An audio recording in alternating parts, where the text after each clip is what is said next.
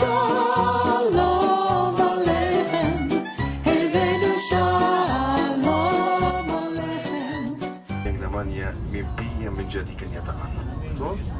Betul, luar biasa. Saya bisa membayangkan kalau Safi tinggal di Indonesia sebagai orang Kristen percaya Tuhan Yesus dan terus diajarin, belajar, membaca tentang Yesus dan Tuhan Yesus.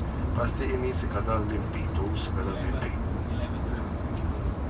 Tapi masuk tanah ini, pas masuk keluar bandara ini atau keluar perbatasan lain, pasti bisa bilang bahwa mimpi kita sejak masa kecil sudah menjadi niatan Bapak dan Ibu. Dan itu luar biasa.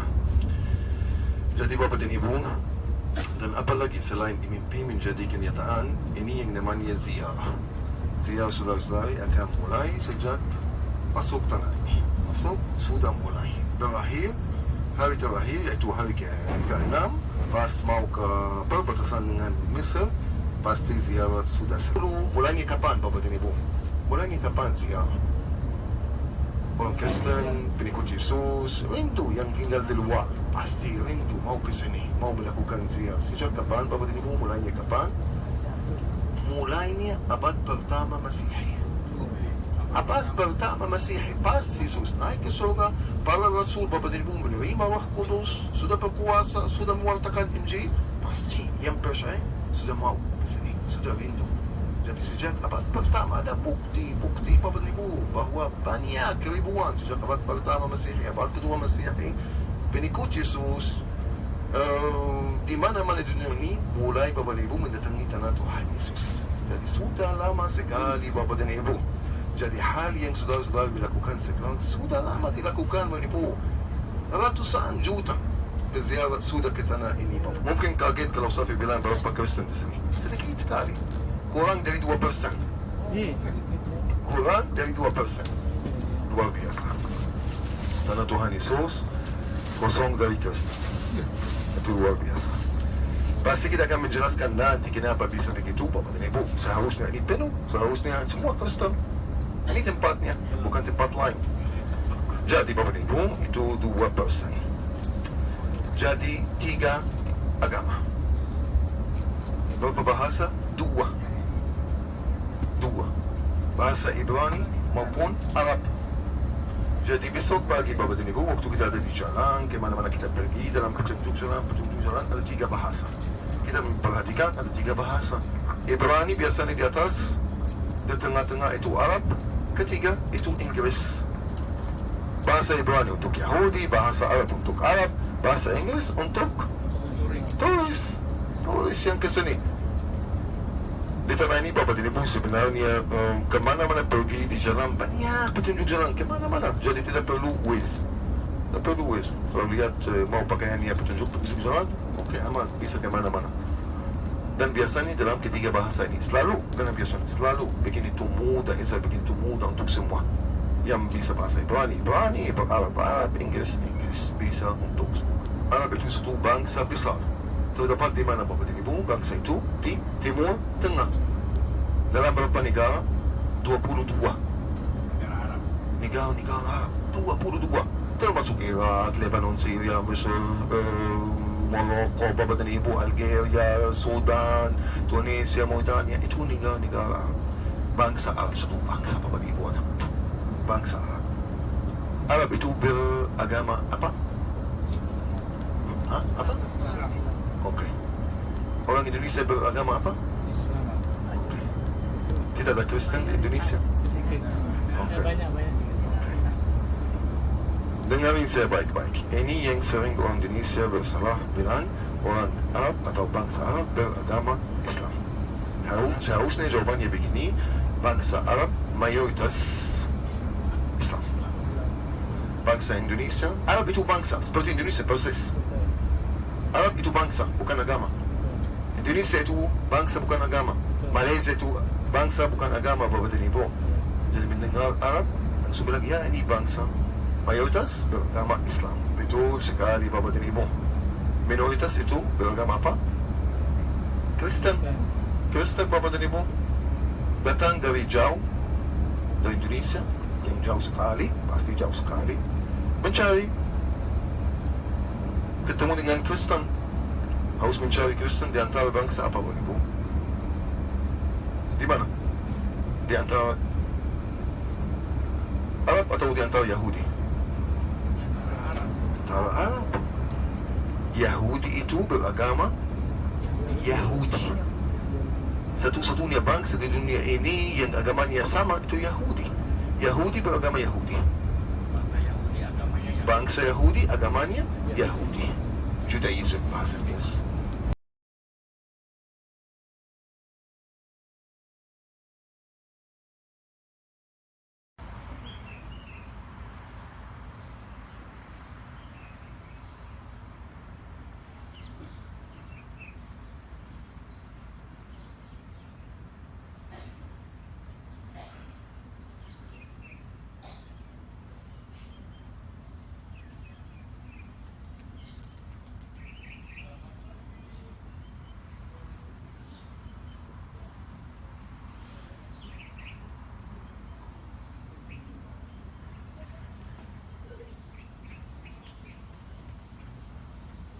Berkumpul bersama saudara seiman.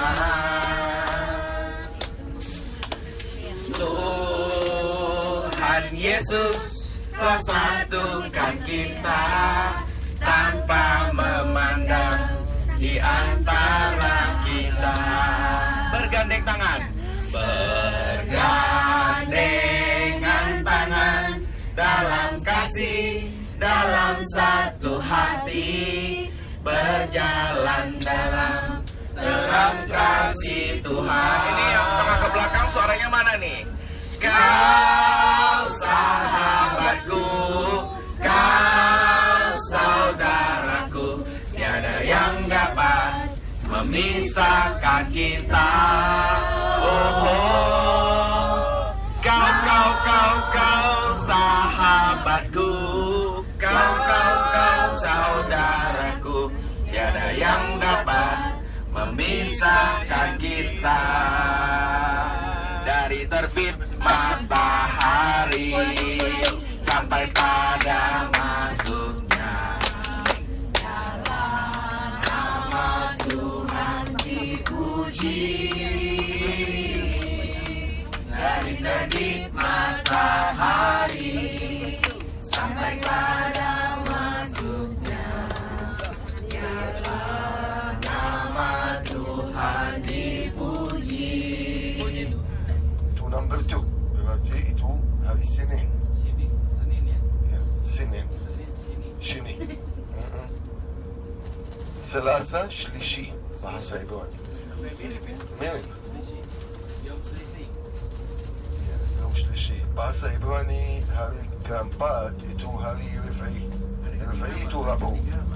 Ketiga, Shlishi. Shlishi seperti Selasa. Shlishi, Selasa. Ya. Jadi Bapak dan Ibu, apakah kebetulan Yesus diundang ke pesta perkawinan itu pada hari ketiga? Pasti tidak Bapak dan Ibu. Yahudi sampai saat ini kalau ada pesta perkawinan itu diadakan pada hari ketiga, yaitu Selasa. Kita Kristen, kami Kristen di tanah ini hari Sabtu, Islam hari Kamis, Yahudi hari Selasa. Kenapa Ibu Yahudi hari Selasa? Hari Selasa Ibu mereka bilang begitu. Tuhan menciptakan dunia ini dalam 7 hari. Setiap hari dia menyelesaikan menciptakan ini dan itu. Tercatat bahawa dia melihat ini baik. Pada hari pertama melihat ini baik. Hari kedua selesai melihat ini baik. Tetapi pada hari ketiga tercatat 2 kali dia melihat ini baik, melihat ini baik. Jadi hari ketiga Shlishi, Yom Shlishi penuh berkat, lebih diberkati. Jadi mereka mau bilang keluarga baru ini yang baru didirikan akan lebih diberkati kalau hari perkawinan itu hari ketiga yang penuh berkat, dan itu luar biasa.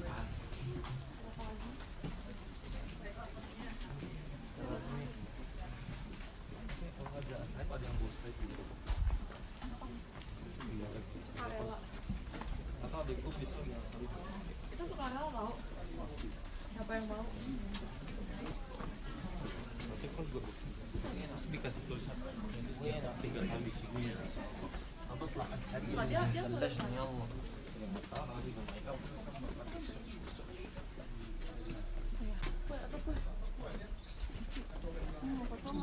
Foto apa? Gak usah. Mau? Kita mau masuk Bapak dan Ibu ke toko anggur yang ada di sini untuk mencicipi anggur. Tapi sebelum kita masuk, coba lihat di atas gereja salib besar ini yang terdiri dari 5 salib. Ini lambangnya tanah suci. Selain bintang Daud, salib ini. Jadi kemana-mana kita pergi, di pintunya, di bendera, di atas gereja, kita akan lihat salib ini. Namanya salib Yerusalem. Lihat, 5 salib. Ini Yesus dengan 5 lukanya. Ini Yesus dengan keempat penginjil, Matius, Markus, Lukas, Yohanes. Ini Bapak dan Ibu salib Yerusalem, karena yang di tengah itu juga melambangkan kota Yerusalem, dan keempat kecil itu keempat penjuru dunia. Karena agama kekristenan dilahirkan di Yerusalem, dari Yerusalem ke seluruh dunia ini. Jadi jangan lupa 5 salib ini. Nanti saya akan menjelaskan lagi salib ini. Tapi kita ada beberapa menit untuk membeli anggur sebelum kita acara di gereja. Ayo, ikut sampai. Mari kita mencicipi anggurnya Bapak dan Ibu. Silakan. Dingin harus minum anggurnya ya. Coba. Biar anget dikit Pak ya. Coba minum anggur ya. Boleh. Satu botol. Karena wedding wine. Karena wedding wine. Ternyata. Sudah dingin? Silakan maju Bapak dan Ibu, anggurnya sudah siap.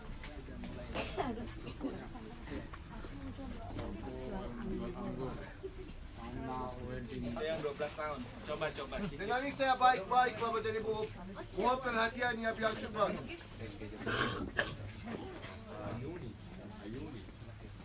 Ini yang namanya anggur makmun. Yang sudah ambil kasih temannya. Ini yang tua yang usianya 12 tahun. Pasti ini Ibu yang rasanya enak sekali. Silakan maju ambil. Ini 2 botol seperti ini harganya $40. Ini yang anggur makmun. Ini yang namanya delima Bapak dan Ibu. Ini antioksidan segelas kecil sebelum tidur. Pasti ini bagus sekali untuk menurunkan kolesterol yang jahat. Bagus sekali dan enak sekali. Ini juga. Kemudian Bapak dan Ibu ada yang tanya soal minyak biji delima. Ini dia. Botol kecil, 3 tetes di bawah lidah sebelum tidur. Sangat bagus. Coba membaca dalam bahasa Inggris manfaatnya apa Bapak dan Ibu. Jadi orang sehat juga bisa konsumsi ini. Untuk menghemat waktunya Bapak dan Ibu, waktu kita singkat sekali. Kasirnya sebelah sana. Tinggal bilang dia, mau makmun, mau delima, mau minyak biji delima, mau mix, bisa mix satu, misalnya delima, satu makmun di dalam satu dus. Bisa begini. Maunya kecil, bilang dia mau kecil, mau besar, mau makmun, mau delima, mau minyak, dia mengerti. Tolong Bapak dan Ibu cepat, kasirnya sebelah sana. Karena sebentar lagi kita akan langsung masuk gereja, tidak boleh kita lagi. Ya. Yang itu yang segede lu pegang. $14. $40 yang besar. Iya, yang kecil 14 ya? Ini 20. $20. Ini? Itu kecil, Pak. Itu 20, ini $20. $20 berapa besar? Kalau buat minum sendiri, selain kalau mau buat kasih orang ya. Kalau buat sendiri itu. Kalau buat minum sendiri ya. Iya. Awet loh sekarang masih ada. Waktu COVID kan kita masih jamuan di rumah. 20 sebotol. Segini, 22. Punya masih ada di rumah. 22 gini. Iya. Kalau gua mau dong. Hah? Lagi mau beli yang delima. Lu beli 5 aja ya. Beli 5 aja lah. Ini nilai juga udah. Delima aja.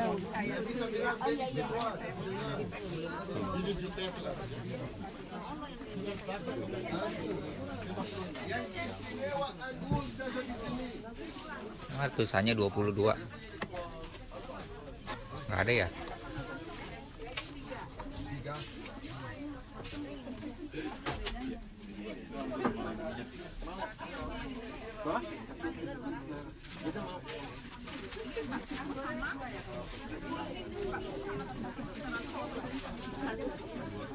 Beda apa sama ini ya?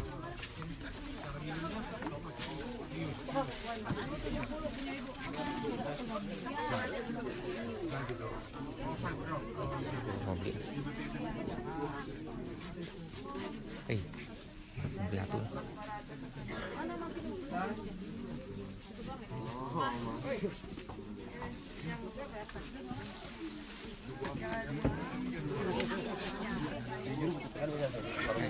Dut, pegang Dut. Lu beli? Oh.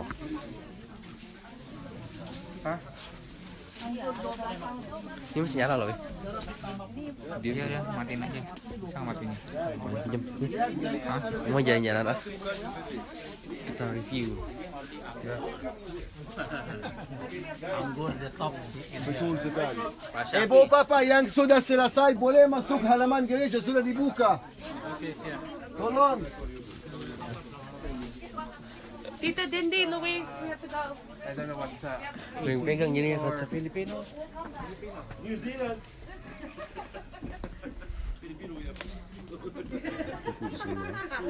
Ini boleh masuk.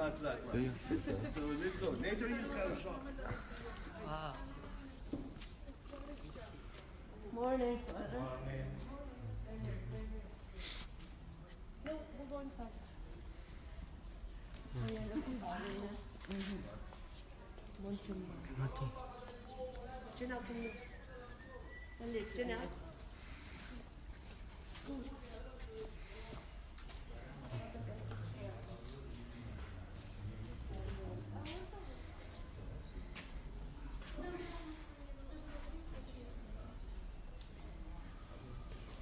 Ito na wala.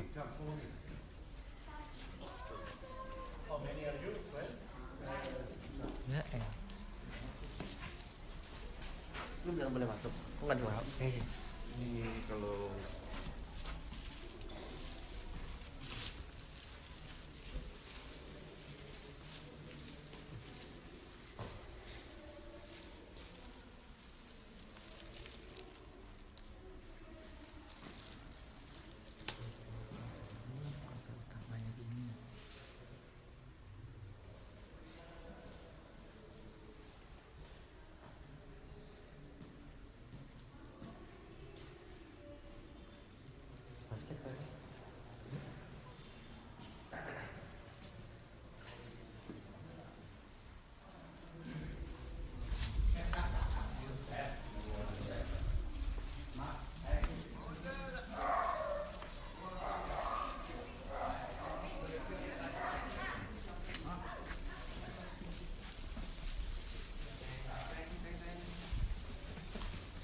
nganternya.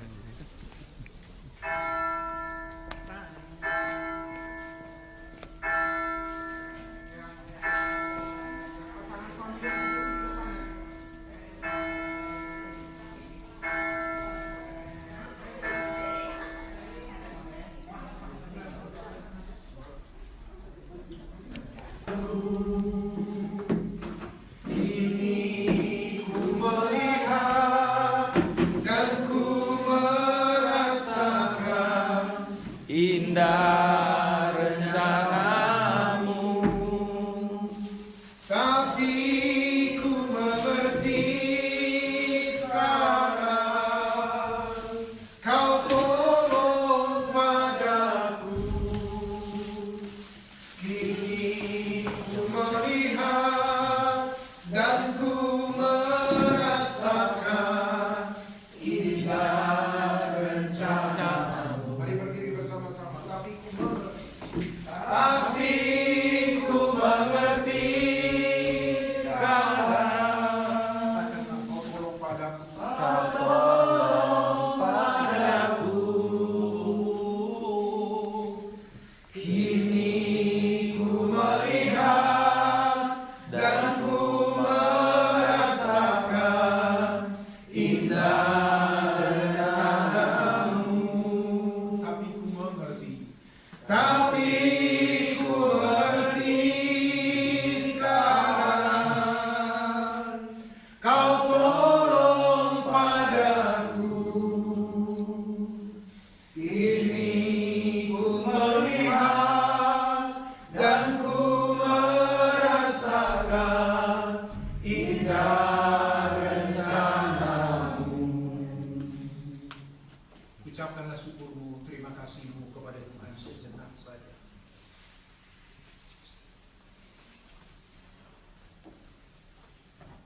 Terima kasih Bapa. Ini kami telah berkumpul keluarga besar ini Secara khusus pasangan suami istri yang Tuhan perkenankan boleh menginjakkan kaki di rumahmu pagi ini. Bapak, banyak hal yang telah dilalui anak-anakmu. Dan biarlah momen ini mengukir sesuatu di batin mereka. Bahkan setiap kami yang tidak bersama dengan pasangan, ataupun kami yang belum punya pasangan, kami serahkan hidup kami ke dalam tangan-Mu. Amin. Dan kami mau dengar firman-Mu ya Tuhan. Sebelum ada peneguhan ulang atas setiap janji-janji nikah yang akan diucapkan pasangan suami istri pagi ini.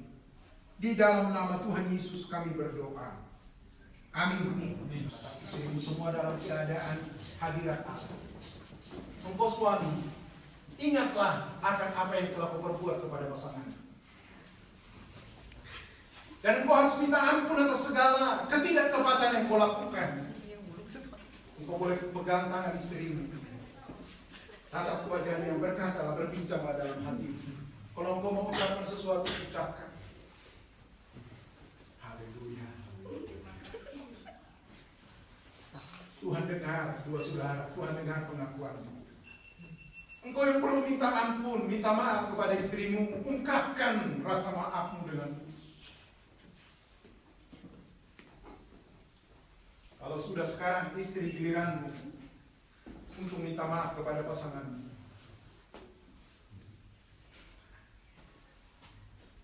Atau mungkin juga suami istri yang ada di sini tidak akur dengan mertua, sering melukai orang tua mertua. Minta ampun kalian berdua hari ini. Oh, terima kasih. Terima kasih ya Tuhan. Nah sekarang suami istri ini akan menjawab pertanyaan yang akan saya ajukan. Apakah suami istri ini yang ada di hadapan saya sungguh-sungguh dengan ikhlas hendak memperbaharui janji nikah saudara-saudari? Suami istri menjawab, ya saya sungguh. Sekarang bersediakah saudara berdua tetap saling mencintai, membantu dan menghormati dan mempertahankan pernikahan saudara berdua? Katakan, ya kami bersedia. Ya, kami bersedia. Puji Tuhan. Dan sekarang ini itu janji suami istri yang ada di sini. Izinkan aku berdoa. Haleluya. Yesus, Yesus, dengar doaku. Dengar doaku. Janganlah Tuhan lalui. Janganlah Tuhan lalui. Berilah berkat-Mu. Bapak Ibu terus nyanyi.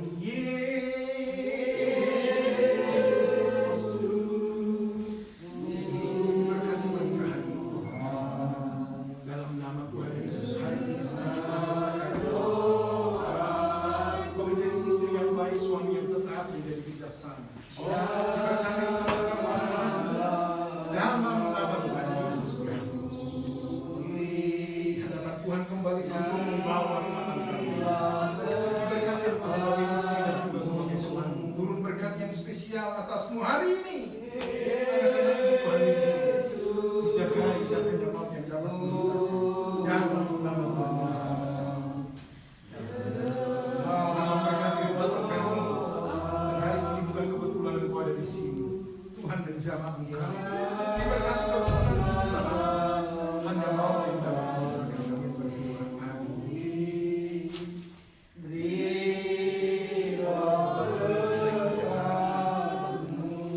Engkau membawa istrimu dan juga di hadapan papa dan mama. Dan juga orang tua yang kudus. Rumah tangga yang menginspirasi bagi kita. Kita lihat diberkati usaha pekerjaan Tuhan berkati. Anak-anak diberkati dalam nama Tuhan Yesus.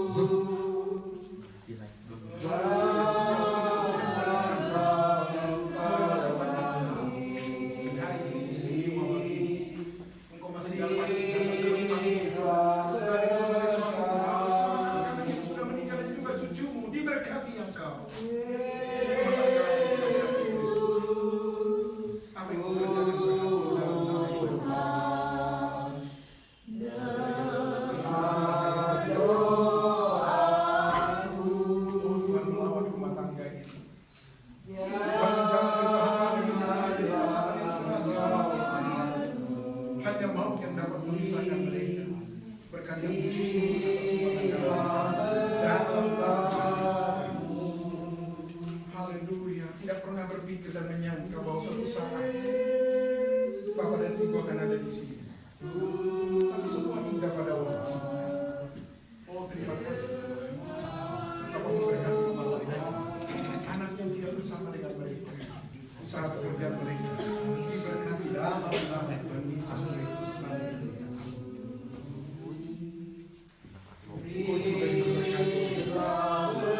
Tidak ada yang lain bisa sama.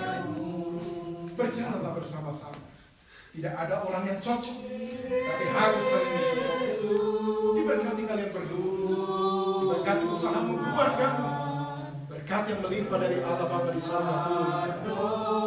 Dalam nama Tuhan Yesus. Amin. Janganlah berlalu,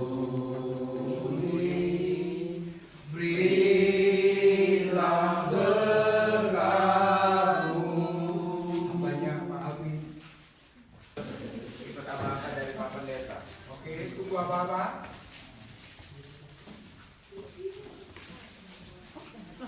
Sudah? Sudah Pak Alvin? Nah sekarang, suami, berikanlah kembang itu kepada istrimu dan berikan kecupan di keningnya. Ayo. Wih.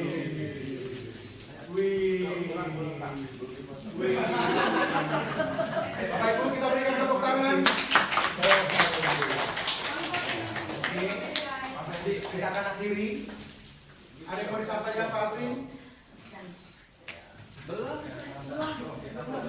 Oke. Sudah, tunggu Pak Alvin dulu mau abadikan semua. Belum. Oh, haleluya.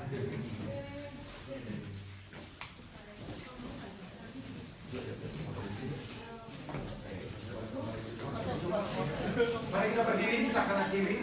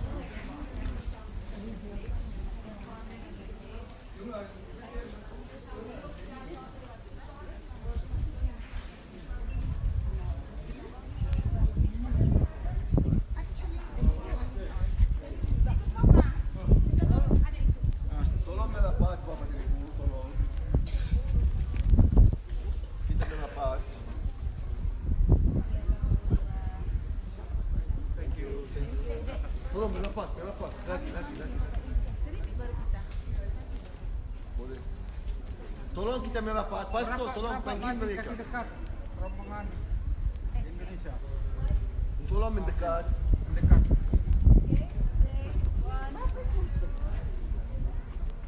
Thank you. Lagi merapat. Mendekat. Lagi.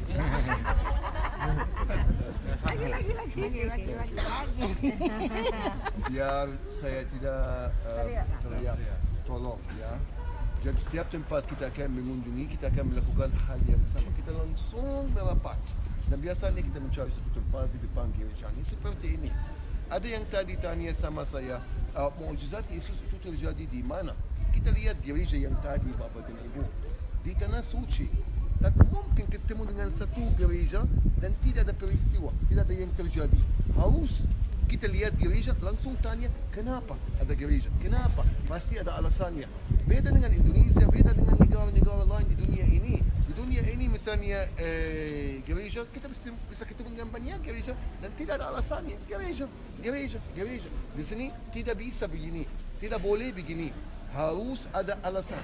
Jadi gereja yang tadi, yang di kanan itu dibangun persis di atas di mana dulu terjadi mukjizatnya.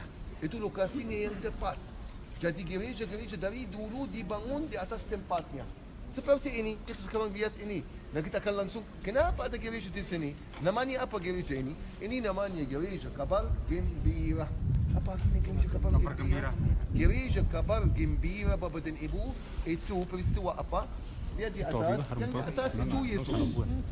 Kiri, Gabriel, kanan, Maria. Jadi ini di mana Gabriel menampakkan dirinya kepada Bunda Maria. Dia membawa berita itu, kamu akan mengandung dan melahirkan seorang anak yang akan disebut apa? Yesus atau Immanuel. Immanuel berarti apa? Berarti Tuhan beserta kita, Bapak dan Ibu. Tuhan beserta kita. Tuhan beserta kita itu dalam Alkitab peristiwa apa? Atau ayat apa? Ayat ini. Coba membaca dalam bahasa Latin. Verbum caro faceva habitava in nobis. Ini bahasa Latin. Tapi bahasa Alkitab, Bapak dan Ibu, itu Immanuel. Yang tercatat di sini dalam bahasa Latin itu sabda Tuhan menjadi daging dan tinggal di antara kita. Berarti ini Immanuel, Bapak dan Ibu. Tuhan beserta kita. Bapak dan Ibu, Gabriel bahasa Ibrani itu nama seseorang kan? Tapi harus ada arti yang indah. Bahasa Ibrani setiap nama pasti ada arti tertentu, arti yang indah sekali. Seperti Gabriel. Gabriel itu bahasa Ibraninya apa, Bapak dan Ibu? Gabriel. El itu Tuhan. Setiap kali kita mendengar El atau Yahweh, itu Tuhan, Bapak dan Ibu. Banyak nama berakhir atau diawali dengan nama Tuhan. Seperti ini, Bapak Ibu, Gabriel, Gabriel, El itu Tuhan.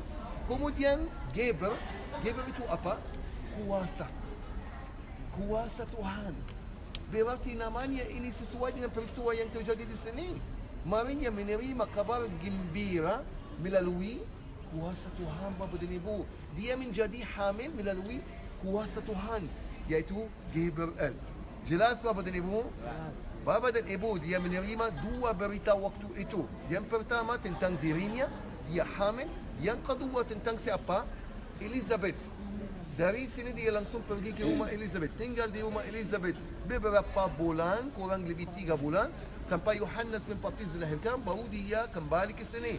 Kembali ke sini, Yusuf melihat dia. Awalnya dia mau menceraikan dia. Dia sangka, kenapa dia bilang, pasti ada pikiran yang aneh. Bagaimana bisa dia jadi hamil. Jadi awalnya dia mau menceraikan Maria. Menceraikan Maria, kenapa, Bapak dan Ibu? Apakah mereka sudah menjadi suami istri? Belum. Belum, kita langsung bilang belum. Tetapi Bapak dan Ibu, ini kita bilang belum. Yahudi kalau mereka sudah bertunangan, Bapak dan Ibu, berarti mereka sudah menjadi suami istri, tapi belum tinggal dalam satu rumah sebagai suami istri. Berarti Bapak dan Ibu bertunangan tidak mau dengan dia, harus menceraikan dia, Bapak dan Ibu. Itu Yahudi sampai saat ini.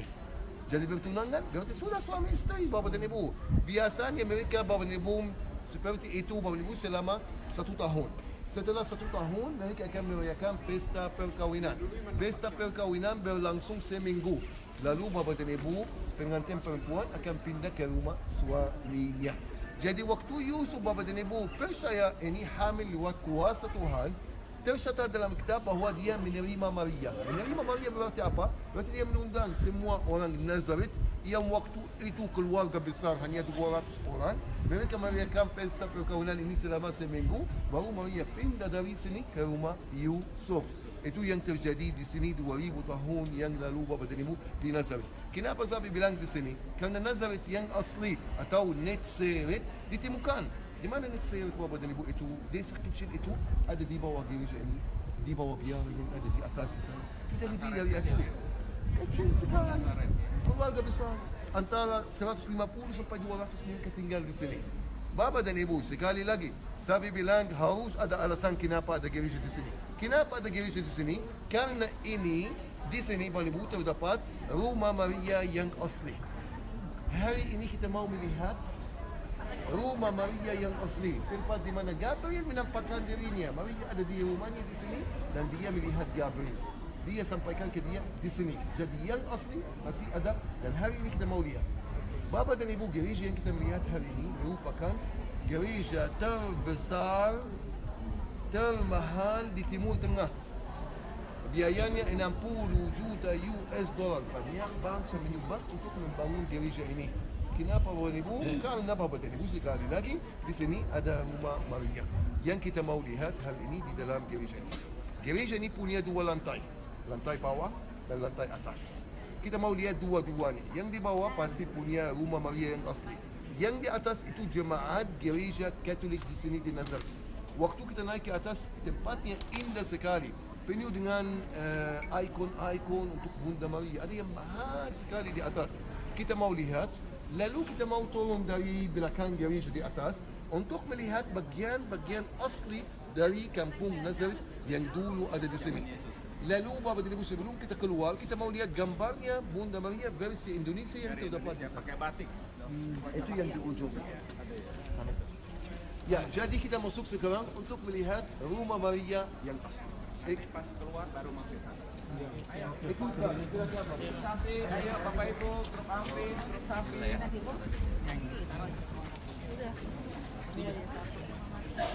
Ayo lihat di dalam.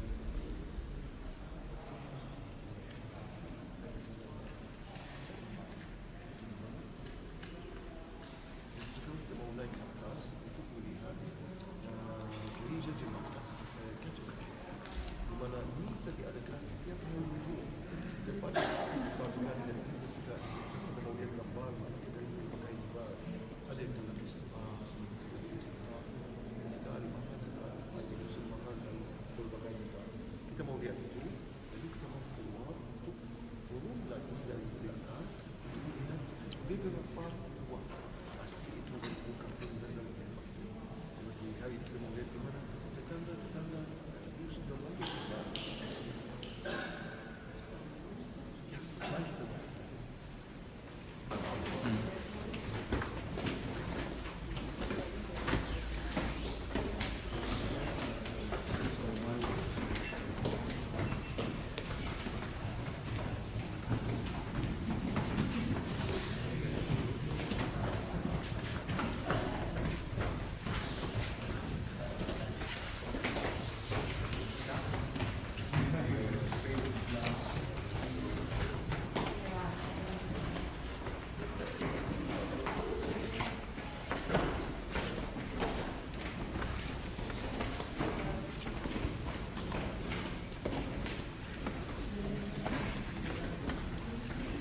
Kita akan masuk ke misalnya bisa masuk di foto, bisa lihat semuanya, bisa dulu buat masing-masing. Sehingga semua sudah masuk ya foto. Lalu kalau jadi keluar ya, kita kena ada exitnya, kita keluar dan kemudian lagi.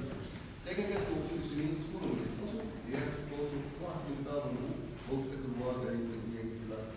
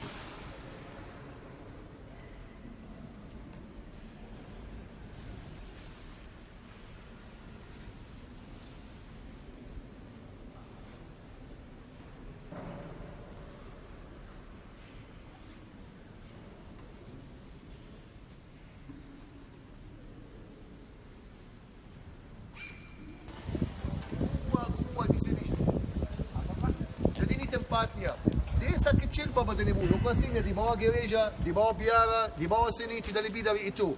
Jadi ini contohnya, ini asli. Ini rumah orang 2000 tahun yang lalu. Ini tetangga Maria Bapak dan Ibu. Jadi waktu kita bilang Yesus dibesarkan di sini, Yesus melewatkan masa remaja, masa kecil, sampai dia umur 30 tahun, pasti dia ada di sini Bapak dan Ibu. Mungkin dia main sepak bola dengan teman-teman di sini. Tempat tinggal Maria. Ini dia Maria. Bawah sana ada rumah, pasti desa kecil Bapak dan Ibu. Jadi ini tetangga ini sudah.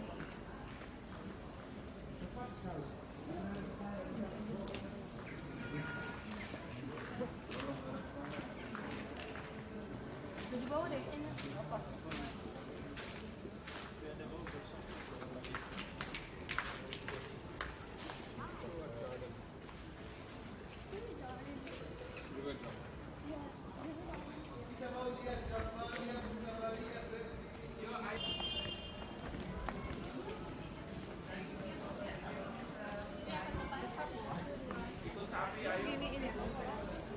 Ada di gini.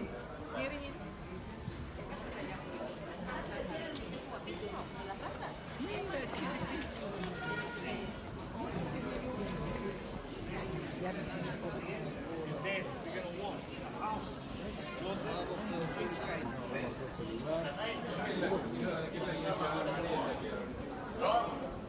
ולכן, כמו כל יהודי כבר בנה בירושלים 3 פעמים בשנה, ולא כן, ואז השם הרבה בלגן בירושלים. תארו לכם שככל שעולה בזמן, אז הרוח יותר ויותר נוגע בקרב יהודים רבים, ולכן נחרו אחריו. ואז, מי עכשיו הנציב פה בארץ? אני קורא לו פילאטיס, אלה שולחות אנשים לעשות, נכון?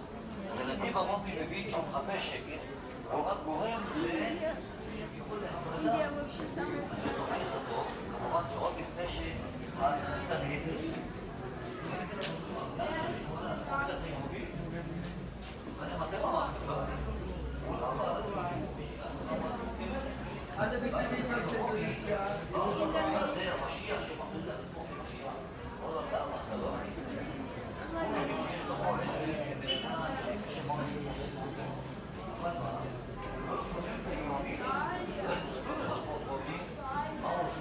Ya.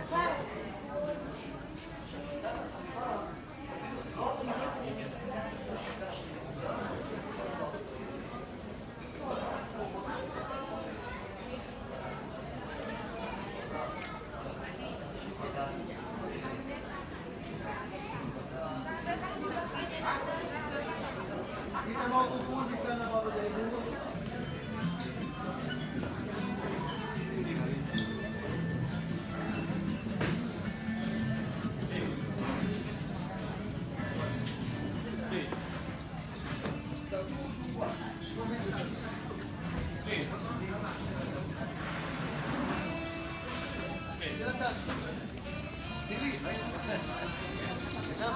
مالها متفاجئة عم صافي عارف مالها متفاجئة عيلتها 10 بدهم يقعدوا مع بعض. سيبوا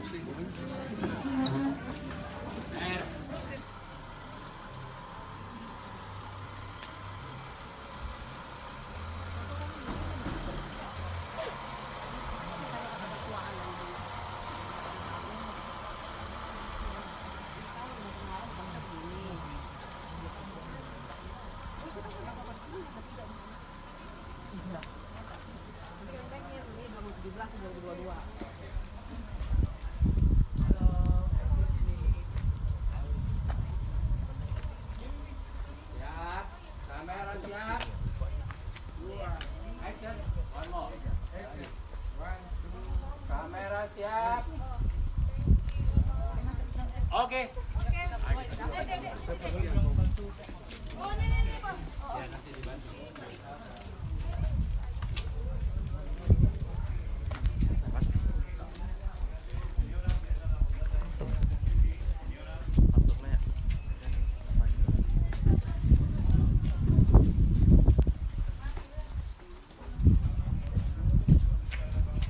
Ayo Bapak dan Ibu, kemari. Masuk. Masuk.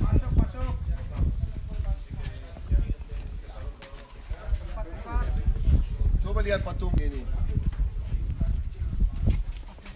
Maris. Nggak ada mukanya. Masuk. Itu dikudungin.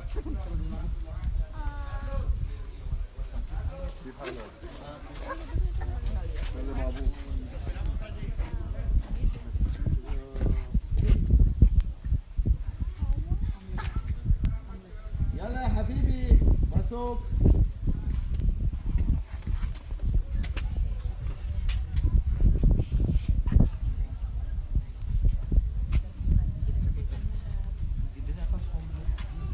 Bisa menjawab, semua akan bisa menjawab. Dulu belum ada papan ini. Tapi kalau kita tidak lihat papan ini, apakah kita bisa tahu bahawa ini Yesus? Seharusnya kita bisa tahu tanpa baca ini. Bagaimana kita bisa tahu ini Yesus tanpa membaca papan ini? Kalau kita lihat patungnya, coba lihat kakinya, coba lihat lubang-lubang itu, pasti itu Yesus. Betul? Betul. Dekat patung. Jadi ini Yesus. Kenapa seperti ini? Lihat. Seperti homeless. Bersembunyi, takut, tidur di kursi, di jalan. Apakah ini tercatat dalam kitab ini terjadi dengan Tuhan Yesus? Tercatat atau tidak? Ya. Ya atau tidak? Tidak. Tercatat. Tercatat di mana? Di Matius pasal 8 ayat 20. Yesus berkata kepadanya, serigala mempunyai liang dan burung mempunyai sarang. Tetapi anak manusia tidak mempunyai tempat untuk meletakkan kepalanya. Tidak ada tempat untuk Yesus. Dia takut, bersembunyi. Ya, homeless Bapak dan Ibu. Kenapa ini terjadi Bapak dan Ibu? Terjadi ini karena tercatat dalam Alkitab bahawa Yesus ini, Bapak dan Ibu, kadang-kadang kita tidak mengerti keadaan politik waktu itu. Waktu itu Yesus Bapak dan Ibu dikejar oleh siapa? Dengar ini Bapak dan Ibu. Bukan Roma. Masih ingat Bapak dan Ibu yang memenggal kepala Yohanes Pembaptis? Namanya Herodes. Herodes Antipas. Bukan Herodes yang membunuh anaknya. Yang berkuasa di sini waktu itu. Namanya Herodes Antipas. Dia yang memenggal kepala Yohanes Pembaptis. Tercatat di sini Bapak dan Ibu. Di Lukas pasal 9. Ayat 9. Tetapi Herodes berkata, Yohanes telah kupenggal kepalanya. Siapa gerangan dia ini yang kabarnya melakukan hal-hal demikian? Lalu ia berusaha supaya dapat bertemu dengan Yesus. Dia berusaha supaya dapat bertemu dengan Yesus. Apa artinya ini? Dia sudah bertemu dengan Yohanes Pembaptis. Sekarang giliran ini, yaitu Yesus. Jadi Yesus harus bersembunyi, takut ini mau bertemu dengan dia, mau membunuh Yesus. Jadi ini keadaan politik yang kita kadang-kadang tidak mengerti yang ada dalam Alkitab Bapak dan Ibu. Jelas? Jelas. Selamat datang di Kapernaum. Mari kita lihat tempatnya.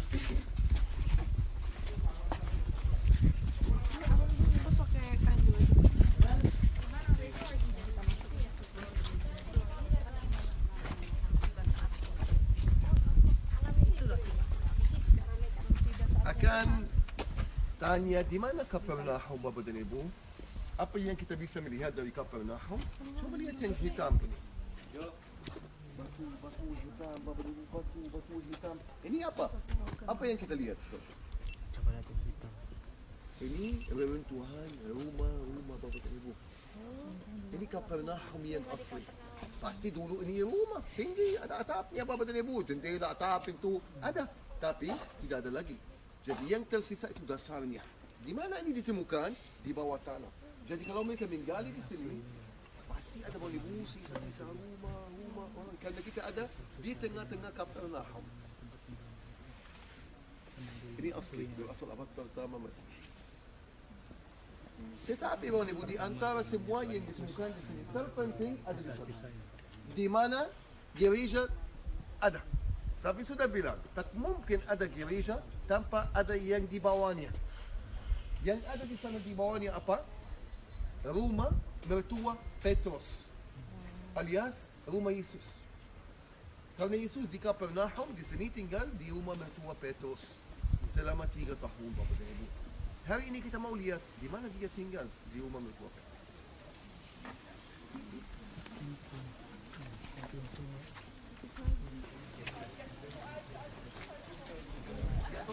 rapat, mendekat. Ini satu, aman.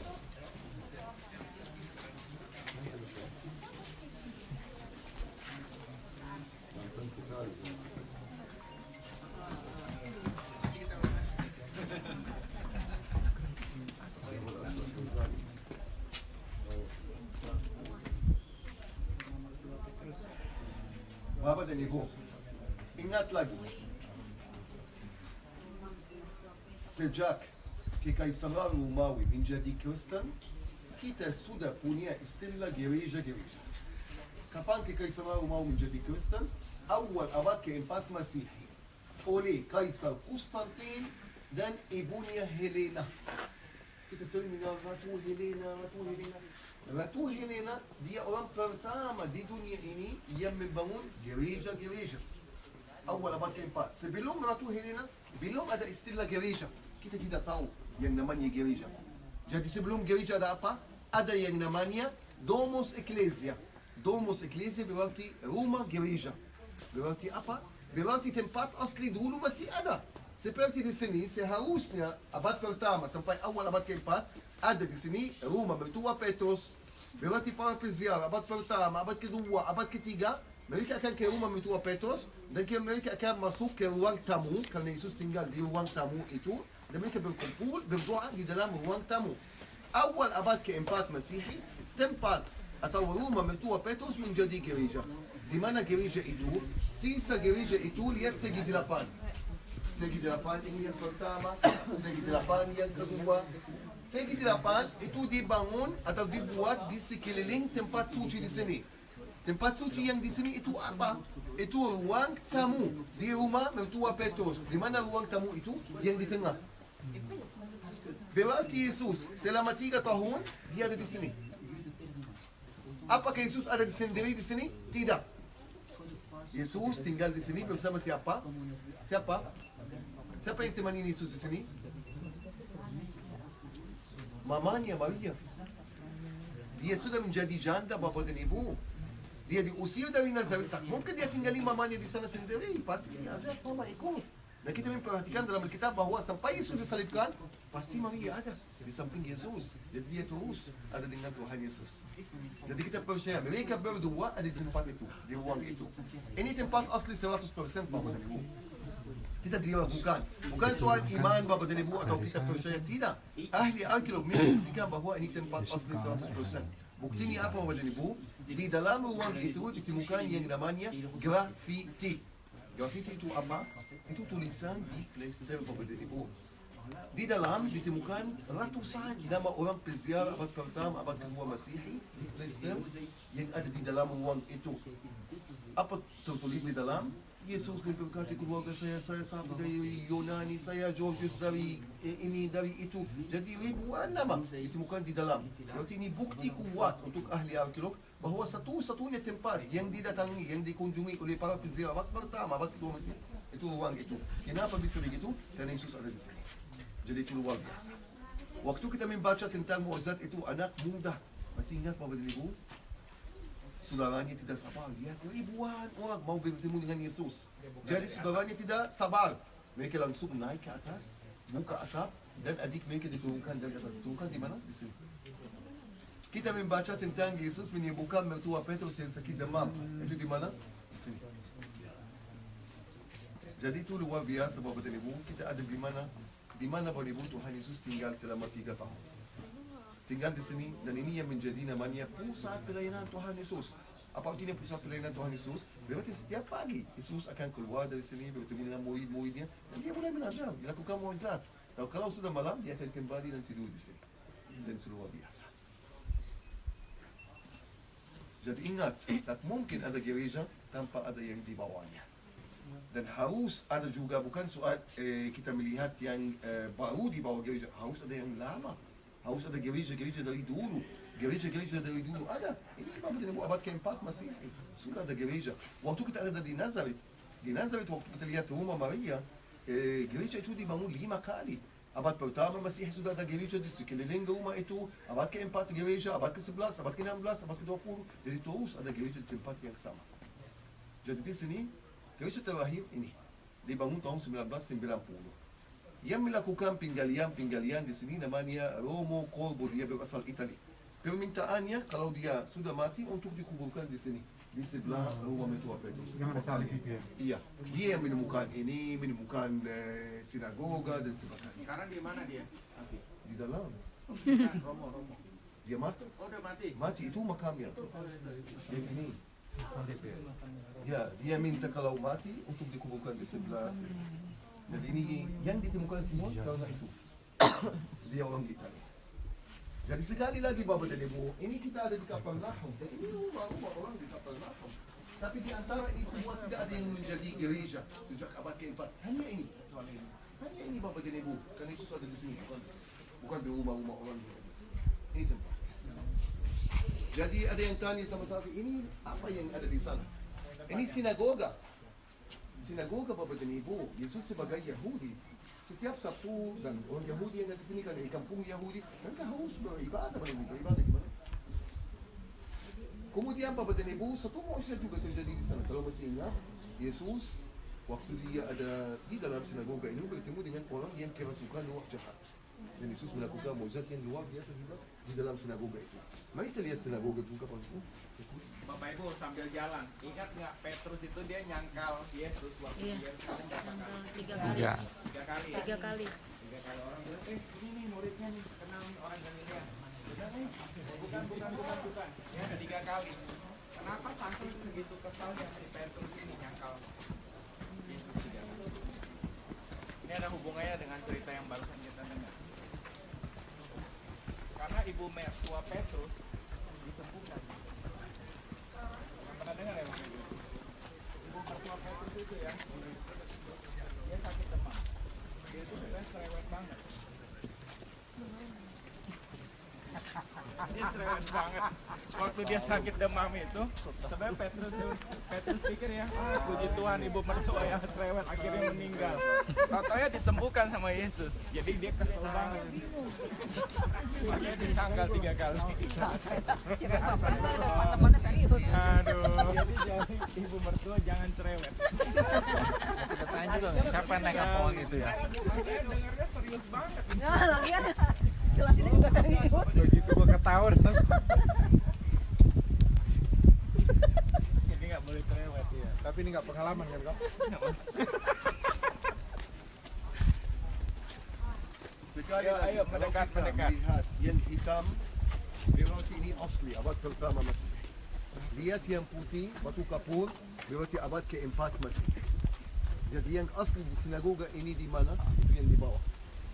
Coba lihat, 2 level. Di bawah, abad pertama, masa Tuhan Yesus, yang di atas abad ke-4. Kenapa satu di atas yang lain? Karena ini tradisi Yahudi. Kalau sinagoga mereka dihancurkan, mau bikin yang baru, tidak boleh pindah tempat. Harus dibangun di atas yang sama, tempat yang sama. Jadi kita di sini punya yang abad pertama dan abad ke-4 Masehi. Jadi Yesus paling tidak setiap Sabtu dia ada di dalam. Sebagai Yahudi harus beribadah. Beribadah di mana? Di sini, di dalam Bapak dan Ibu. Bapak dan Ibu, mukjizat Yesus di sini juga ada. Masih ingat mukjizat Yesus apa di sini? Ada yang ingat satu Bapak dan Ibu dari mukjizat selain orang itu yang kerasukan roh jahat di dalam sinagoga itu? Masih ingat Bapak Ibu putri Yairus? Yairus, imamnya sinagoga Kapernaum Bapak dan Ibu. Berdasarkan tradisi Yahudi, imam sinagoga harus tinggal di mana? Persis di depan sinagoga. Apa artinya ini kalau persis di depan sinagoga? Ini sinagoga Kapernaum. Di depan sinagoga berarti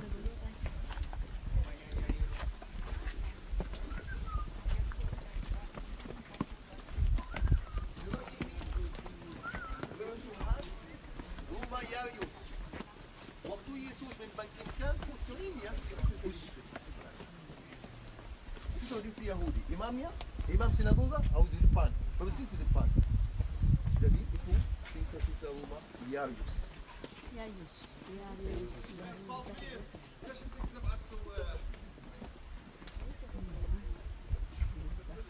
ألو هذا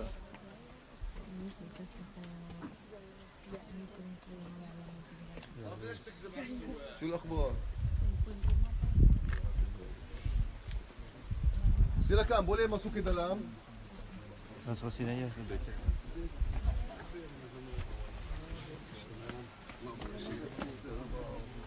Habibi. Tolong merapat Bapak dan Ibu. Tafadhal. Ya. Silakan bisa. Sinagoga Bapak dan Ibu ini bahasa Yunani. Apa artinya sinagoga? Itu tempat pertemuan. Ya? Bahasa Ibrani sinagoga itu Beit Knesset. Beit Knesset. Gereja untuk Kristen itu kanisa. Kanisa, Beit Knesset. Mirip kan? Kanisa dan Beit Knesset. Jadi kalau Safi mau ke gereja akan bilang saya mau ke kanisa. Yahudi akan bilang aku mau ke Beit Knesset. Sama. Tempat pertemuan. Ini Bapak dan Ibu, Beit Knesset orang Yahudi. Setiap sinagoga Yahudi harus ada ruang untuk berdoa. Ini ruang doa mereka. Mereka duduk di bangku-bangku ini yang di samping, di sebelah kanan kiri. Kemudian perempuan mereka ada semacam dulu balkoni di atas. Tidak boleh perempuan campur sama laki-laki, jadi ada tempat terpisah untuk mereka di atas. Lalu Bapak Ibu, ruang yang sebelah kanan di sana itu sekolah. Setiap sinagoga harus punya sekolah. Sekolah di masa Tuhan Yesus, Bapak dan Ibu, untuk siapa? Untuk anak laki-laki mereka. Mereka ke sekolah sejak umur 6 tahun sampai umur 12 tahun. Jadi 12 tahun mereka sudah lulus.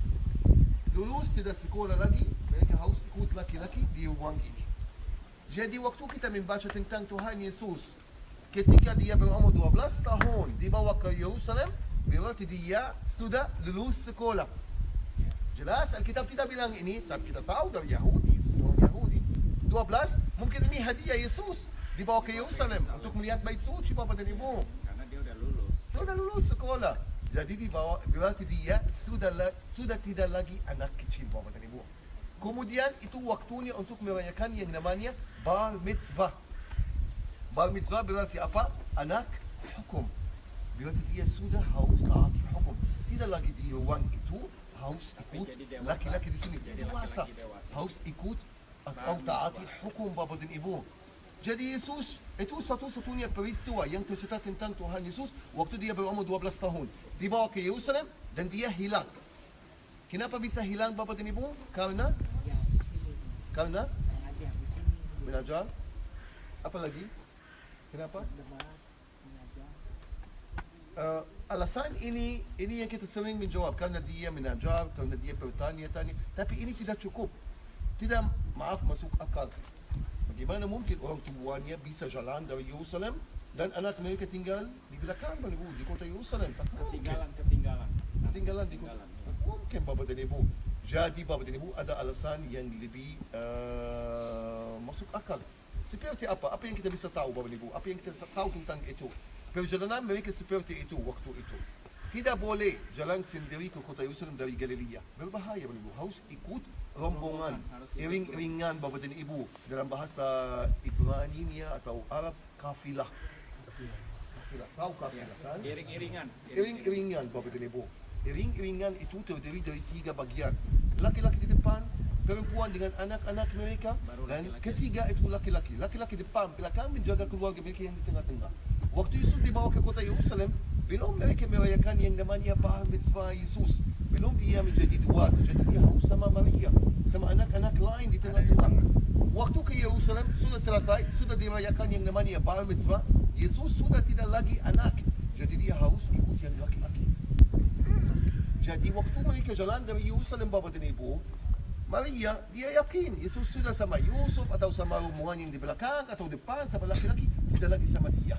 Yusuf Bapak dan Ibu sangka Yesus mungkin di bagian belakang atau depan laki-laki, atau Maria lupa ingatkan Yesus ikut yang laki-laki. Jadi waktu mereka tiba di Jericho, karena mereka beristirahat di Jericho, bermalam di Jericho, pasti Yusuf dan Maria akan bertemu, karena mereka akan ke hotel di sana. Dan Maria tanya Yusuf, di mana Yesus? Yusuf tanya lagi ke Maria, di mana Yesus? Ternyata tidak ada Yesus. Dan mereka berdua kembali dari Jericho ke Yerusalem, dan Yesus ditemukan di Yerusalem lagi bertanya, mengajar dan sebagainya. Masuk akal Bapak Ibu? Paham ya Bapak Ibu ya? Paham ya? Jadi gara-gara anak yang 12 ini peralihan sebelum ke Bait Allah, dia masih dihitung anak kecil, ikut mamanya. Jadi jalannya nggak bersama. Setelah perayaan Bar Mitzvah, Yesus udah dikategorikan udah jadi anak dewasa.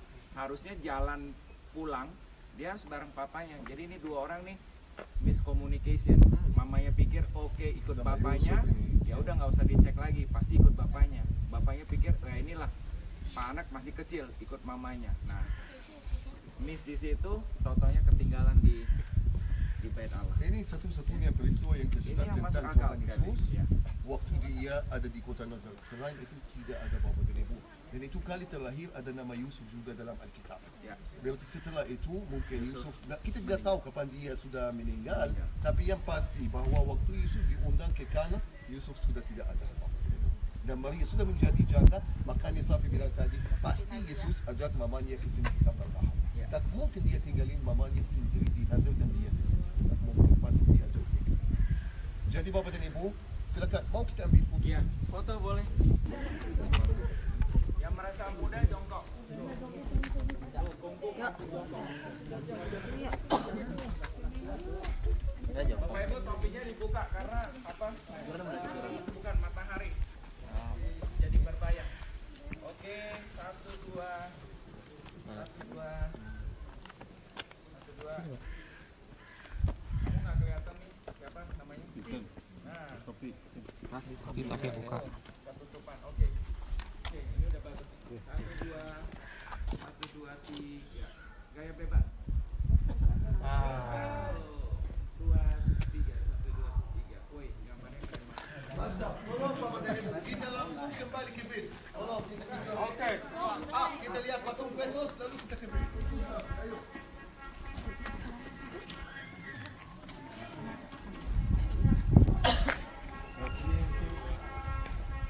Surga kan? Kenapa dia tidak langsung naik ke surga?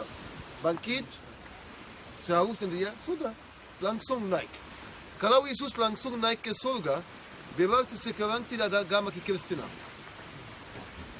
Karena setelah Yesus disalibkan, semua pengikutnya itu sudah kehilangan iman. Mereka bilang, ya ini disalibkan, ini sudah dikalahkan, musuhnya berarti ini bukan Mesias yang benar. Jadi termasuk Bapak dan Ibu murid-muridnya, mereka kembali ke sini dari Yerusalem, Yesus disalibkan di Yerusalem, mereka kembali ke sini untuk apa? Untuk mulai bekerja lagi. Mereka orang apa Bapak Ibu? Nelayan Bapak dan Ibu. Jadi mereka kembali ke sini dan mereka akan mulai lagi menantikan Mesias untuk datang lagi karena Mesias sudah tidak ada lagi. Jadi Yesus harus Bapak dan Ibu menampakkan dirinya supaya dia meyakinkan mereka bahwa dia masih ada, bahwa dia adalah Mesias. Jadi Yesus menampakkan dirinya kepada mereka 11 kali. Kali pertama kepada Maria Magdalena dekat makam.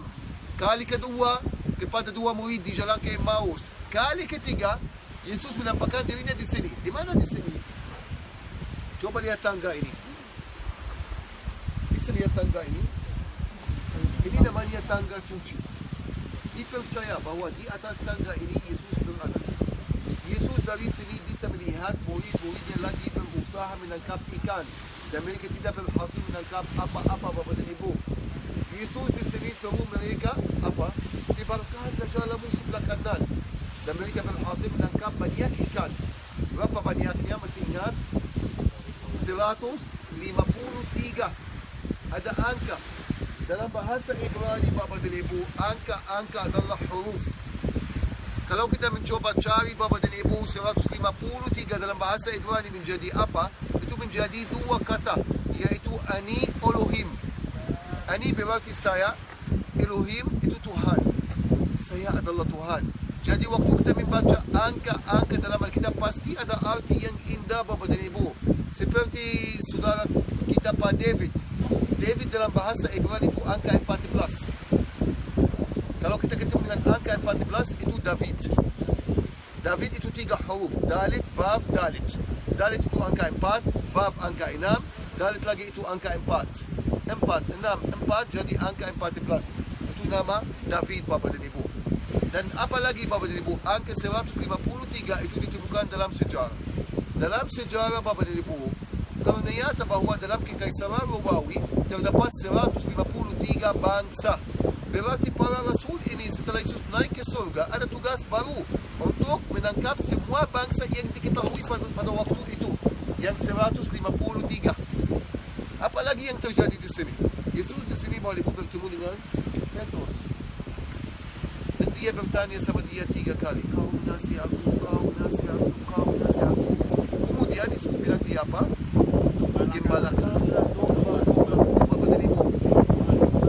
Bapa dan Ibu, kenapa 3 kali? Dalam Alkitab kita menemukan banyak hal terjadi 3 kali, meninggal 3 kali, bertanya 3 kali. Kenapa harus 3 kali? Ini Bapa dan Ibu budaya orang sini. Kalau mau mendengarkan satu hal, harus dibilang 3 kali. Kalau saya mencintai orang ini, harus bilang saya mencintai kamu, supaya dia percaya. Sekali tidak akan percaya orang sini, Bapa dan Ibu. Saya membenci kamu, kalau saya bilang saya membenci kamu sekali, ini okey untuk orang sini. Tapi kalau 3 kali, sudah. Mereka percaya ini benar-benar membenci aku. Jadi Yesus mau ikut budaya juga. Petrus meninggal 3 kali dan Yesus di sini bertanya 3 kali. Yesus mau tahu kalau benar-benar ini mencintai aku, Bapa dan Ibu. Bapa dan Ibu, apa lagi yang terjadi di sini? Di tempat ini, gereja ini kenapa? Kalau ada gereja pasti harus ada Kristus. Di dalam gereja ini terdapat sebuah batu karang besar. Di kaki batu itu ada papan bertuliskan Mensa Christi. Mensa berarti meja. Kristi itu Kristus. Batu itu Bapa dan Ibu, dipercaya bahwa di atasnya Yesus makan sama murid-murid. Kenapa Yesus harus makan, Bapa dan Ibu? Ini juga budaya Yahudi. Kalau 2 orang bertengkar, berselisih dan mereka mau berdamai lagi, mereka harus mau makan bersama-sama. Jadi Yesus di sini rekonsiliasi sama siapa, Bapa dan Ibu? Sama siapa? Sama semua Bapa dan Ibu. Waktu Yesus ditangkap di Taman Getsemani, ada satu yang mengkhianati dia, ada satu yang menyangkal dia, dan yang lain apa? Melarikan dirinya. Semuanya melakukan hal yang tidak benar, tidak bagus, Bapa dan Ibu. Jadi Yesus rekonsiliasi sama mereka, lagi pula sama Petrus yang menyangkal Yesus 3 kali. Jadi rekonsiliasi terjadi sama murid-murid. Bapa dan Ibu, jadi punya 2 nama. Primat Petrus. Apa artinya Primat Petrus? Primat Petrus, Bapa dan Ibu, karena di sini Petrus diangkat menjadi pemimpin jemaat Kristen mula-mula. Orang Katolik akan bilang apa? Petrus di sini menjadi paus pertama. Sekarang kita punya 250 sekian ribu paus. Paus pertama itu Petrus. Di sini gembalakanlah domba-dombaku. Di sini menjadi paus dia, Bapa dan Ibu. Kemudian Bapa dan Ibu, nama kedua itu Mensa Christi karena Yesus makan sama murid-murid di atas batu yang ada di sini. Jadi sekali lagi, kalau kita lihat batu ini atau tangga ini, dan saya bertanya gunanya apa tangga ini? Gunanya apa tangga ini, Bapa dan Ibu? Turun tangga ini untuk apa? 2000 tahun yang lalu, Bapa dan Ibu, air mencapai tangga ketiga. Jadi kalau mau berlayar, mau masuk kapal, turun hanya 2 tangga, lalu ada masuk kapal, Bapa dan Ibu. Jadi waktu kita membaca tentang Yesus masuk kapal sama dia, kemungkinan besar buat tangga yang sama ini. Dia turun beberapa tangga, lalu dia bisa masuk air. Jadi level airnya turun, Bapa dan Ibu. Lalu tahun lalu sampai tangga ini. Jadi air sampai air. Jadi itu luar biasa yang kita membaca dalam kitab, hari kita bisa melihat. Yesus bilang apa? Datang dan dilihat. Datang dan dilihat. Sekarang ini yang saudara dilakukan. Datang dari jauh, apa? Yang ada dalam Alkitab. Dulu hanya membaca.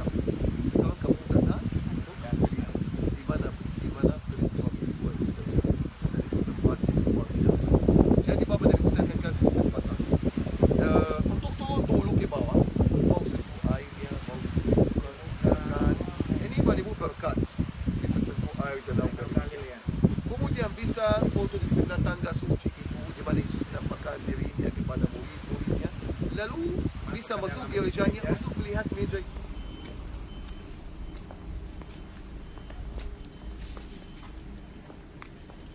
Ini yang kata 5 roti 2 ikan di sini.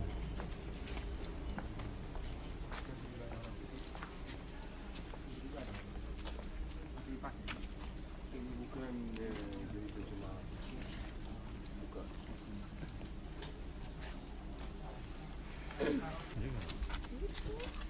ada yang tanya sama Safi, apakah gereja ini masih dipakai untuk ibadah, untuk misa dan sebagainya? Seperti ini tidak, Bapak dan Ibu. Jadi tidak semua gereja yang kita mengunjungi ada jemaatnya. Safi sudah bilang, Kristen di tanah ini hanya 2%, kurang. Seperti ini, seperti Kapernaum, seperti gereja berikutnya, itu tidak ada jemaatnya. Berarti ini hanya untuk saudara-saudari. Kalau tidak ada, jadi ini tutup. Selama masa corona, seperti ini tutup. Seperti Kapernaum tutup. Seperti yang kita mau lihat sebentar lagi tutup. Seperti yang di atas, yang Sabda Bahagia, tutup. Tetapi Kana, Nazaret, itu tidak tutup. Karena ada jemaatnya. Kana itu ada di tengah kampung Kana. Jadi itu gereja jemaat. Ada jemaatnya pasti. Nazaret ada jemaat, tidak tutup. Tapi yang seperti ini, pasti tidak. Bapak dan Ibu, ini gereja yang namanya Tabga. Nama asli tanah ini, daerah ini adalah Heptagon. Bukan Tabga. Heptagon, bahasa Yunani. Heptagon berarti 7 mata air. Di masa Tuhan Yesus, di tanah ini terdapat 7 mata air. Yang tersisa dari ke-7 mata air yang dulu ada di sini hanya 4. 3 sudah kering. Jadi Bapak dan Ibu, kenapa Tabga? Karena Tabga ini singkatan Heptagon. Orang sini susah bilang bahasa Yunani Heptagon, jadi mereka bilang hanya Tabga. Bapak dan Ibu, kenapa ini menjadi terkenal sekali, penting sekali sampai tempatnya menjadi gereja? Selamat sore saudara di dalam Tuhan. Mantap. تمس علي انا بنفع؟ انت كمان لك سبيشال. اوكي. Jadi Bapak dan Ibu, kenapa penting sekali? Karena mukjizat seperti ini disaksikan ribuan orang. Ribuan orang yang ikut mukjizat itu dalam kitab tercatat 5,000. Apakah benar 5,000? Tidak Bapak dan Ibu. Di dalam mukjizat itu tercatat 5,000 laki-laki tidak termasuk perempuan dan anak-anak. Kenapa bisa begitu? Karena di masa Romawi Bapak dan Ibu, mereka hanya menghitung laki-laki. Laki-laki mewakili keluarga mereka Bapak dan Ibu. Jadi kalau seandainya kita di masa Romawi, mereka rela menghitung rombongan ini, mereka hanya melihat laki-laki. Perempuan, no, laki-laki. Itu Romawi Bapak dan Ibu. Jadi kalau kita mau tahu persis berapa orang ikut mukjizat itu, paling tidak 5,000 kali 3. Maka 15,000 orang ikut mukjizat itu. Kenapa Bapak dan Ibu? Kenapa Bapak dan Ibu? Ribuan orang. Dalam bahasa Inggris, ribuan orang itu namanya apa? Multitudes, the crowds. Bahasa Indonesia apa? Kerumunan, kan? Kerumunan Bapak dan Ibu. Kenapa mereka ikut Tuhan Yesus? Apakah di Galilea di masa Tuhan Yesus hanya ada satu rabi yang namanya Yesus? Mereka belum tahu dia adalah Mesias. Mereka kenal dia sebagai rabi. Rabi terkenal. Kenapa rabi ini terkenal Bapak dan Ibu? Dan mereka semua mau ikut. Karena apa? Karena apa? Karena dia melakukan banyak mukjizat. Banyak mukjizat. Selain mukjizat apa lagi Bapak dan Ibu? Karena waktu Yesus mengajar berkuasa. Dia ada kuasa. Yang lain tidak. Yang lain terus bilang, harus kamu begini karena Rabi Hillel di Yerusalem bilang begitu. Harus begini karena Rabi Gamliel di Yerusalem. Biasanya mereka mengacu kepada Rabi-Rabi terkenal di Yerusalem. Tetapi Yesus bilang, bagaimana cara Yesus? Saya belajarkan kamu. Saya belajarkan kamu. Jadi mereka melihat kuasa. Rabi ini berkuasa. Jadi mereka semua senang dengan Rabi ini yang beda dengan semua waktu itu. Dan kalau Safi tanya, bagaimana mungkin ribuan orang bisa Bapak dan Ibu mendengar Tuhan Yesus? Pasti mereka dan Ibu dengar. Dengar bagaimana? Apakah 2,000 tahun yang lalu ada pengeras suara? Sekarang ini 35. Kalau Safi tidak teriak, pasti tidak akan dengar yang di belakang di sana. Yesus bagaimana dengan ribuan orang? Caranya bagaimana Bapak dan Ibu? Kalau mereka tidak dengar, pasti mereka tidak ikut Yesus. Mereka bukan orang bodoh, hanya lihat Yesus, ya dia terkenal kami ikut. Tidak, mereka harus dengar. Oh ini bagus, pasti mereka ikut. Bagaimana caranya? 2,000 tahun yang lalu kalau mau berkhutbah, mau melakukan Bapak dan Ibu yang sesuatu yang semua harus dengar, harus ke teater. Teater Romawi. Tahu teater itu seperti apa? Betul? Yesus tak mungkin akan ke teater karena teater itu tempat Romawi, tempat orang kafir. Jadi Yesus harus mencari Bapak dan Ibu tempat alami yang fungsinya persis seperti teater. Tempatnya itu di mana? Sini. Coba lihat Bapak dan Ibu lereng bukit ini. Ini bukit Sabda Bahagia. Yesus mengajarkan ribuan orang di lereng ini. Mereka akan duduk di lereng ini dan Yesus akan berdiri di mana Bapak dan Ibu? Di bawah. Di kaki bukit ini. Supaya ini menjadi teater Bapak dan Ibu. Dan semua akan bisa dengar. Yesus mengajar, semua dengar. Semua dengar, semua puas, senang dengan pelajaran ini. Jadi mereka ikut. Ikut selesai Bapak dan Ibu. Jadi mereka akan turun ke mana? Ke sini. Jadi mukjizat yang terjadi di sini. Jadi yang ikut pengajaran Yesus di sana, mereka yang ikut mukjizat yang terjadi di sini juga Bapak dan Ibu. Orang yang sama. Jadi di sini Yesus memberi makan mereka pakai hanya 5 roti dan 2 ikan. Dan itu luar biasa. Jadi mukjizat yang disaksikan oleh ribuan orang. Makanya sejak abad ke-4 Masihi sudah ada gereja di sini. Abad ke-4 gereja pertama, abad ke-5, abad ke-11 dan terakhir abad ke-20. Gereja terakhir ini dibangun oleh orang Jerman. Ordo Benediktin. Orang Jerman Bapak Ibu pasti pintar sekali. Tak mungkin mereka langsung membangun gereja. Pasti mereka akan melakukan penggalian. Dan mereka melakukan penggalian di sini. Apa yang ditemukan? Mereka menemukan lantai asli gereja pertama di sini. Jadi mereka memutuskan membangun gereja mereka persis di atas lantai itu. Jadi lantai asli itu yang dipakai untuk gereja baru. Jadi waktu kita masuk, lantainya itu abad ke-4. Mozaik, indah sekali. Mozaik yang di dalam lantai mozaik itu merupakan mozaik terindah paling dipelihara yang ditemukan di tanah suci. Indah sekali. Tetapi terpenting paling indah di antara lukisan-lukisan di mozaik itu, di gambar-gambar itu adalah lambang mukjizatnya, yaitu kedua ikan maupun keranjang roti yang kita mau lihat di bawah altarnya. Biasanya kalau kita ke toko-toko souvenir ada di piring-piring 2 ikan keranjang roti. Yang asli ada di sini Bapak dan Ibu. Hari ini kita mau lihat. Lihat gambar itu, di sebelahnya, di sebelah gambar itu ada batu karang kecil. Batu karang kecil itu apa? Itu tempat di mana Tuhan Yesus melakukan mukjizatnya. Yesus meletakkan keranjang rotinya di atasnya, berdoa supaya ribuan orang itu bisa makan. Jadi gereja ini dibangun di atas tempat di mana Tuhan Yesus melakukan mukjizatnya yang pas, yang asli Bapak dan Ibu. Tapi sudah bilang, tak mungkin ada gereja tanpa alasan, tanpa peristiwa. Peristiwa itu mukjizatnya. Mukjizatnya di mana? Di atas batu yang kita mau lihat hari ini di dalam gereja ini.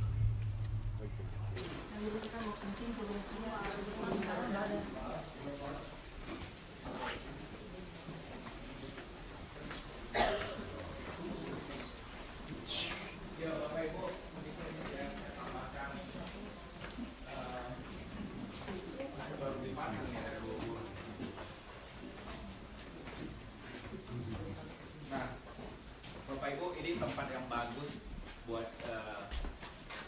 kita berdoa ya. Saya sharing karena dari pengalaman bawa rombongan apa cuplikan-cuplikan yang baik ya.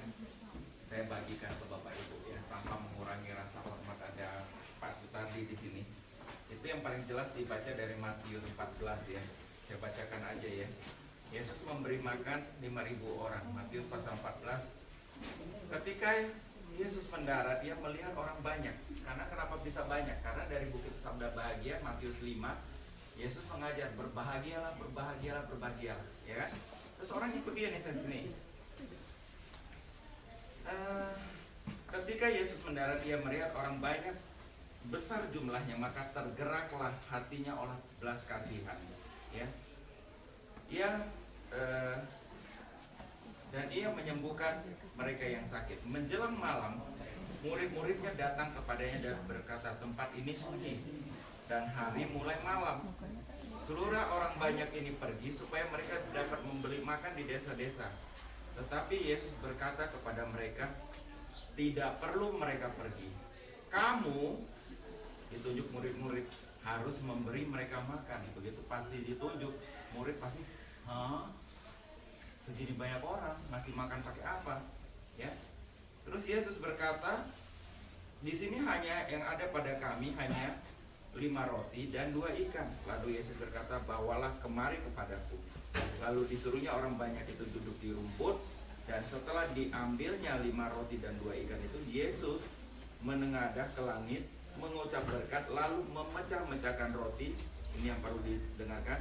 Dan memberikannya kepada murid-muridnya. Lalu, ini yang penting, lalu apa yang dilakukan oleh murid-murid?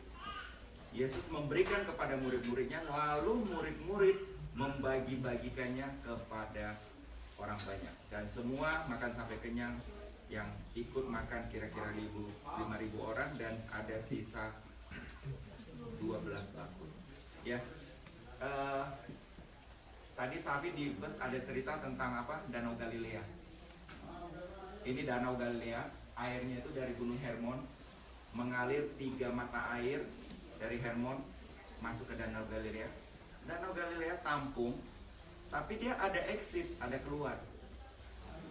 Keluar lagi dari Danau Galilea, jalan sampai ke Laut Mati. Nah bedanya apa? Dua-duanya penampungan. Satu yang terima, tapi ada exit.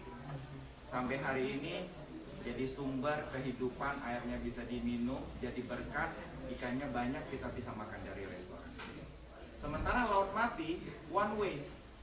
Masuk, nggak keluar, mandek dan mati. Sama juga kayak kita. Ini gereja dikatakan sebagai gereja multiplikasi, pelipat gandaan. Dari yang kekurangan, tapi bisa kasih makan ribuan orang. Ya, jadi apa yang dilakukan oleh murid? Padahal murid-murid ikut, mereka juga lapar nih berhari-hari. Kalau mukjizat itu dilakukan, dibilang ada 4 roti, begitu Yesus mengucap berkat dibagikan ke murid, dan murid ini bilang, kita seminggu lagi nih, ikut jalan terus nih, makanannya nggak ada, kita umpetin yuk. Terjadi nggak mungkin? Nggak ada, pelipat gandaannya nggak ada. Pada saat dia terima dari Tuhan, murid-murid membagi-bagikan, makanya mukjizat itu bisa terjadi dan sisa. Jadi hari ini kalau kita punya hidup, dikatakan kalau kita mau mengalami pelipat gandaan, mengalami pertumbuhan, apa yang kita terima dari Tuhan nggak boleh kita makan sendiri. Pada saat kita bagikan, di saat itulah mukjizat terjadi dalam kita. Nah, terakhir, saya pernah datang sama satu gereja. El grupo estaba esperando antes que nosotros, hasta que dejemos la Sí, por eso. Misericordia se llama. Hah? You were waiting here first. Untuk ramah Tuhan. Thank you, God bless you. Bless you. Merry Christmas.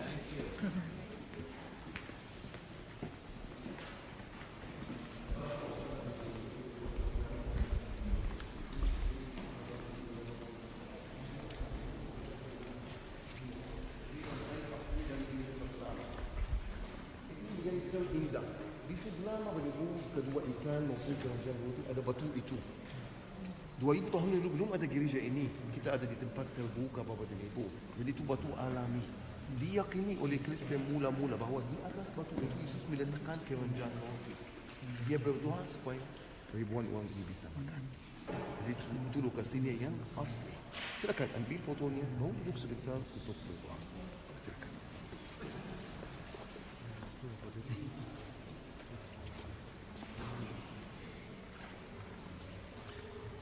Yang di bawah itu iya ini dua ikan kiri itu terambung di sini ini mosaiknya iya mosaiknya ini ya itu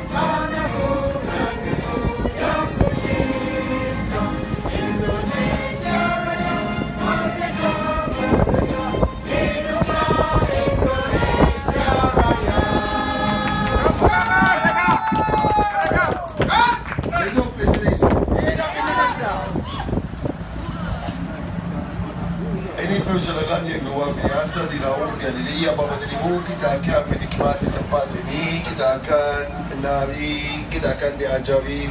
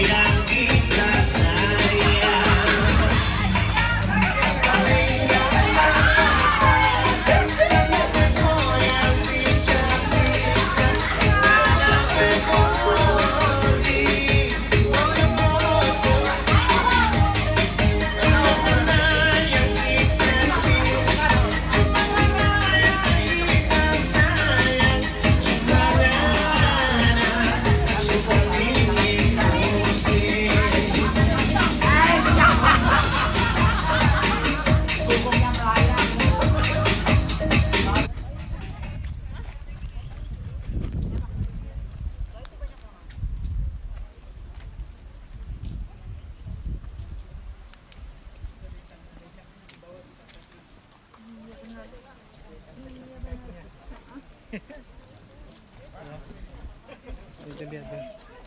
Ada ikan Petrusnya, Petrusnya memegang kunci surga.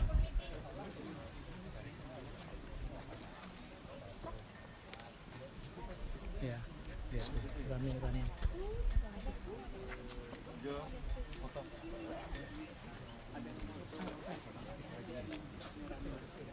Ayo langsung foto. Foto semua. Bu YouTube. Oh lala. Oh lala. Lambat sekali lah. Katanya tadi nggak joget nyesel, begitu joget capek. Gereja, alo. Gereja ini Bapak dan Ibu indah sekali dan besar sekali kompleks ini. Di gereja ini terdapat hotel, biara, dan gereja ini. Tapi pasti banyak kapel di sini. Di taman-taman banyak kapel juga di sini Bapak dan Ibu. Gereja ini dikelola Ordo Fransiskan, suster dari berbagai negara. Mereka yang ada di sini di biara ini. Ada dari Italia, Prancis, India, dari Irak. Mereka yang ada di sini. Jadi suster saja yang ada di sini. Bapak dan Ibu, kenapa tempat ini penting sekali? Gereja ini kalau Safid sekarang bilang, ada gereja, jadi harus ada kenapa gereja ini ada di sini. Terus dalam Alkitab kita membaca Yesus naik ke atas gunung dan dia mulai mengajar. Di atas gunung. Gunung itu di mana? Ini. Kita membaca tentang Yesus, dia duduk dikelilingi murid-muridnya dan dia mulai mengajarkan mereka. Itu terjadi di mana? Di sini Bapak dan Ibu. Makanya gereja ini sengaja dibuat dengan cara yang istimewa.